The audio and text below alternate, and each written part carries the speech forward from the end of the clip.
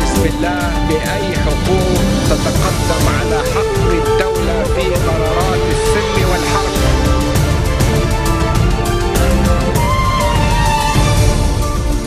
Bonjour à tous et merci de nous rejoindre sur Futur TV pour cette nouvelle édition de la rédaction.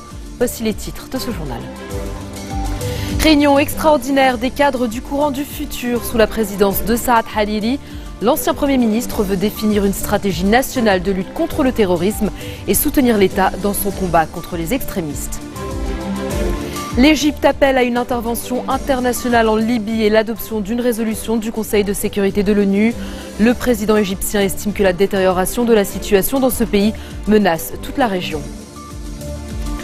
Fausse alerte à la bombe à Copenhague, à proximité du lieu de l'attentat de ce week-end. La police est sur le qui-vive. Le tueur présumé avait été signalé pour risque de radicalisation. Et puis à suivre également dans ce journal, l'Eurogroupe lance un ultimatum de 48 heures à la Grèce pour solliciter une extension de 6 mois de son programme d'aide internationale. Faute d'accord, Athènes risque de se retrouver à court d'argent, mais le ministre des Finances se dit confiant. Définir une stratégie nationale de lutte contre le terrorisme, soutenir l'État dans son combat contre les extrémistes. Des appels lancés par Saad Hariri, le chef du courant du futur qui a présidé ce matin une réunion extraordinaire des cadres de son parti à sa résidence au centre-ville de Beyrouth. Ce mardi à l'agenda de l'ancien Premier ministre, un entretien notamment avec l'ambassadeur de Russie au Liban, Alexander Zaspikin. Les détails dans ce reportage. Le chef du courant du futur, Saad Hariri, poursuit ses consultations politiques à Beyrouth. Il a reçu ce matin l'ambassadeur de Russie, Alexandre Zaspikin. Un entretien largement consacré aux derniers développements au Liban, notamment au niveau politique, avec en tête les tractations liées à la présidentielle et les dialogues en cours entre les partis politiques. L'achat par l'État d'équipements militaires russes à l'armée libanaise a également été évoqué. Saad Hariri s'est par la suite entretenu avec l'ambassadeur d'Égypte Badreddine Zayed sur les moyens de consolider les relations bilatérales entre Le Caire et Beyrouth avant de rencontrer le chef de l'armée, le général Jean Karouaji. Les membres des bureaux politiques et exécutifs du courant du futur autour de leur chef Saad Hariri, une image qui se faisait rare ces dernières années depuis que l'ancien Premier ministre a pris le chemin de l'exil en 2009 pour des raisons de sécurité. Le leader du courant du futur a souligné l'importance de militer en faveur du principe de modération pour lutter contre les groupes terroristes tels que l'État islamique, mais aussi pour faire face aux extrémistes et à tous ceux qui portent atteinte aux libertés fondamentales. Pour Saad Hariri, il est essentiel de soutenir l'État dans sa lutte contre l'extrémisme et de mettre en place une stratégie nationale de lutte contre le terrorisme. Le chef du courant du futur a par ailleurs estimé nécessaire que le dialogue engagé en janvier entre son camp et le Hezbollah se poursuive, un dialogue qui apporte également sécurité et réconfort aux Libanais, selon Hariri, et qui devrait paver la voie à l'élection d'un nouveau président de la République. Pour mettre un terme au vide à la magistrature suprême, il faut relancer les efforts internes. C'est en tout cas ce qu'a suggéré de son côté le chef du Hezbollah. Dans un discours à l'occasion de la commémoration des cadres martyrs du parti chiite, Hassan Nasrallah a appelé à ne pas miser sur les développements régionaux et a invité certains pays du Golfe à lever leur veto et à permettre l'élection d'un président. Il a par ailleurs invité les différentes parties libanaises à suivre l'exemple de l'entente entre son camp et le courant patriotique libre et a redit la détermination du Hezbollah à poursuivre le dialogue avec le courant du futur. Un dialogue qui a déjà abouti à des résultats positifs selon le leader du Parti de Dieu, notamment en matière de lutte contre les intégristes. Et c'est une priorité, car pour Nasrallah, les courants takfiristes constituent une menace régionale. Le chef du Hezbollah a enfin invité les dirigeants libanais à s'accorder afin de définir une stratégie nationale de lutte contre les extrémistes.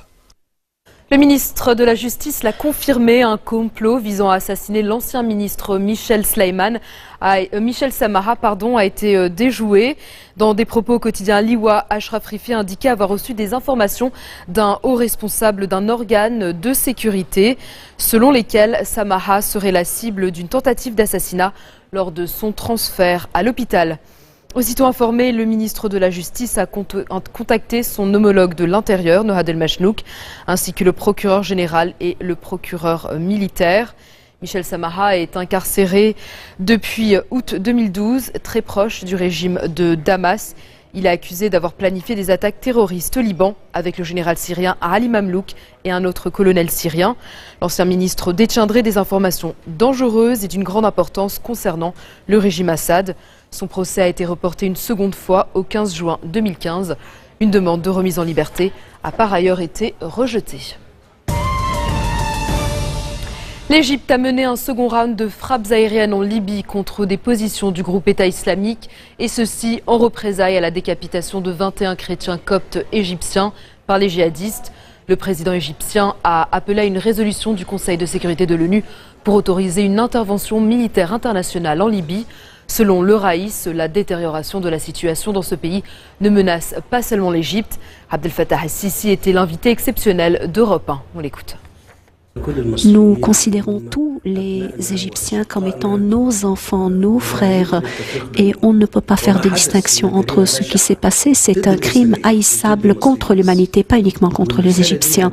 Et ce message, je l'adresse aussi aux Européens et aux Français en particulier. Le président français, il y a 4 mois, lorsque je l'ai rencontré, je lui ai dit « Faites attention, ce qui se passe en Libye va transformer ce pays en un terreau qui va menacer l'ensemble de la région. Pas uniquement l'Égypte.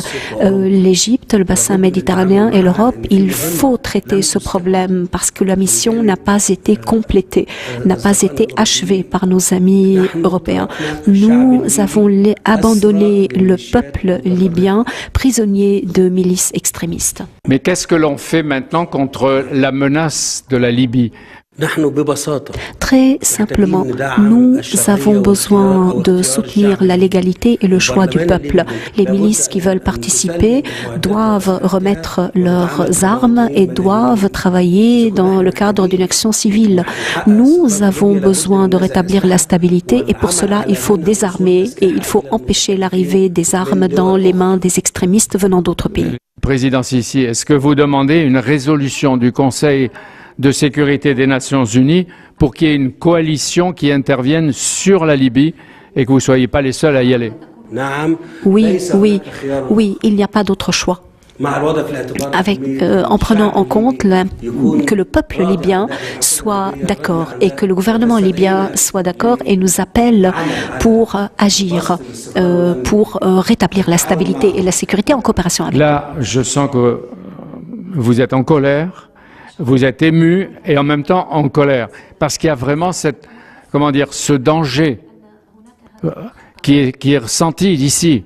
La colère vient de ces très longs mois passés. Lorsque la situation en Libye s'est détériorée, nous avons dit qu'il y aurait un très grand danger sur la sécurité et la stabilité, pas uniquement pour les Libyens, mais pour les voisins et les Européens. Vous devez travailler, nous devons travailler ensemble pour battre le terrorisme. Et je ne parle pas uniquement d'une confrontation sécuritaire ou militaire, je parle d'une confrontation globale, intellectuelle, éducative, économique, culturelle et politique. Des propos qui interviennent alors que le Caire a signé un contrat d'armement de 6 milliards de dollars avec la France. Pour Paris, il s'agit du premier contrat d'exportation de son avion de combat Rafale. L'Égypte achète ainsi 24 exemplaires de ce fleuron de l'industrie aéronautique française. Le PDG du constructeur français Dassault Aviation a signé le contrat au palais présidentiel en présence notamment du chef de l'État égyptien Abdel Fattah el-Sisi et du ministre français de la Défense Jean-Yves Le Drian. 2 autres contrats ont été signés par l'Égypte pour l'achat d'une frégate ainsi que de missiles. L'Égypte avait été le premier pays à acquérir le Mirage 2000. Elle est aujourd'hui le premier à faire le choix du Rafale. C'est un tournant dans notre relation bilatérale et c'est le début d'une coopération renforcée au service de la sécurité régionale. C'est aussi le signe de la confiance très forte que l'Égypte fait à l'équipe France. Dans un instant, direction Haïti et ce drame qui a secoué le carnaval de Port-au-Prince.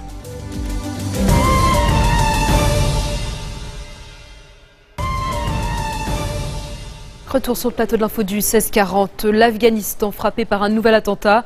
Une voiture piégée a explosé tôt ce matin dans l'est de la capitale, Kaboul. Il y a un blessé selon la police. Un panache de fumée noire s'est déployé dans le ciel de la capitale. Lundi, une femme politique afghane est morte des suites des blessures subies dans un attentat à la bombe contre son véhicule la semaine dernière. Attentat non revendiqué. Cette nouvelle attaque illustre le regain de tension en Afghanistan et à Kaboul en particulier, où une accalmie semblait pourtant s'être installée ces dernières semaines. Au Danemark, des démineurs sont intervenus ce matin à Copenhague, près du centre culturel où a eu lieu la fusillade mortelle de samedi. Il y avait là un colis suspect. Le quartier a été bouclé par précaution. Il s'agissait finalement d'une fausse alerte. Les forces de l'ordre sont sur le qui-vive après les attentats de ce week-end et les enquêteurs poursuivent leurs investigations pour déterminer notamment les motivations du tireur présumé. L'homme, âgé de 22 ans, était danois, d'origine palestinienne. Il a été abattu par la police dimanche matin. D'après les services de renseignement, il avait été signalé en septembre dernier par l'administration pénitentiaire comme présentant des risques de radicalisation. L'homme était alors en prison pour des faits de délinquance, mais d'après le rapport rédigé à l'époque, rien ne laissait penser qu'il planifiait une attaque. Les fusillades de ce week-end ont fait 2 morts, un drame qui a suscité une vive émotion dans le pays. Lundi soir, des milliers de personnes se sont rassemblées à Copenhague en hommage aux victimes et aussi pour manifester l'unité de la nation contre les violences et contre le terrorisme. L'incertitude sur les marchés ce mardi après l'échec des négociations entre la Grèce et ses créanciers. Ce matin, la bourse d'Athènes a ainsi ouvert la séance en forte baisse, signe d'une certaine tension. Il faut dire que les échéances approchent. L'actuel programme d'aide expire le 28 février et faute d'accord, Athènes risque de se trouver à court d'argent. Pour autant, le ministre grec des Finances s'est dit confiant sur la possibilité de trouver un accord dans les prochaines 48 heures, car l'Eurogroupe a lancé un ultimatum à la Grèce lors de sa réunion à Bruxelles hier soir. Athènes a donc jusqu'à vendredi pour solliciter une extension de 6 mois de son programme d'aide internationale. Mais pour les autorités grecques, pas question d'une extension. L'actuel gouvernement a été élu sur une promesse d'en finir avec la tutelle de la Troïka. Hier soir, des centaines de personnes se sont rassemblées à Athènes pour manifester leur soutien au gouvernement dans son bras de fer avec ses créanciers. Et puis on vient de l'apprendre, le procureur a requis la relaxe pure et simple pour Dominique Strauss-Kahn dans le procès pour proxénétisme aggravé. Selon le procureur, ni l'information judiciaire ni l'audience n'ont permis d'établir l'infraction de proxénétisme aggravé pour DSK. L'ancien directeur général du FMI n'a cessé d'affirmer ne pas savoir que des prostituées participaient aux soirées libertines auxquelles il prenait part. Au moins 18 personnes sont mortes cette nuit dans un accident lors du carnaval de Port-au-Prince à Haïti. Un des chars a touché une ligne à haute tension, provoquant l'électrocution de plusieurs personnes. Cela a aussitôt entraîné un mouvement de panique et d'autres personnes ont alors péri dans la bousculade. Il y a également plusieurs dizaines de blessés. Le carnaval est l'événement culturel le plus important de l'année dans le pays. Il rassemble des dizaines, voire des centaines de milliers de personnes pendant 3 jours de festivités. Et puis autre carnaval, celui de Rio, est le moment le plus attendu, le défilé costumé. Au cœur de l'événement, les écoles de samba, plumes, paillettes et énergie communicative. Un show haut en couleurs, comme toujours, malgré la pluie. Des dizaines de milliers de personnes sont venues assister au défilé dans l'imposant Sambadrome de Rio. Émotion et communion pour les cariocas, notamment ceux des favelas, berceau de la plupart des écoles de samba. La championne 2015 sera connue mercredi quand l'effervescence sera retombée. Mais pas pour longtemps, Rio va vite repartir dans les excès. 2016 promet d'être une année particulièrement fiévreuse avec l'accueil des Jeux Olympiques d'été.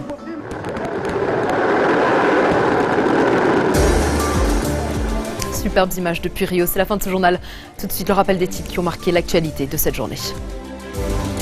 Réunion extraordinaire des cadres du courant du futur sous la présidence de Saad Hariri. L'ancien Premier ministre veut définir une stratégie nationale de lutte contre le terrorisme et soutenir l'État dans son combat contre les extrémistes. L'Égypte appelle à une intervention internationale en Libye et l'adoption d'une résolution du Conseil de sécurité de l'ONU. Le président égyptien estime que la détérioration de la situation dans ce pays menace toute la région. Fausse alerte à la bombe à Copenhague, à proximité du lieu de l'attentat de ce week-end. La police est sur le qui-vive. L'auteur présumé avait été signalé pour risque de radicalisation. Et puis l'Eurogroupe lance un ultimatum de 48 heures à la Grèce pour solliciter une extension de 6 mois de son programme d'aide internationale. Faute d'accord, Athènes risque de se retrouver à court d'argent, mais le ministre des Finances se dit confiant. Merci de votre attention. Retrouvez-nous tous les jours à 16h40 heure de Beyrouth. Vous pouvez également nous suivre en ligne sur notre site web ou en téléchargeant notre application mobile. Excellente suite de programmes sur notre antenne et très bonne soirée.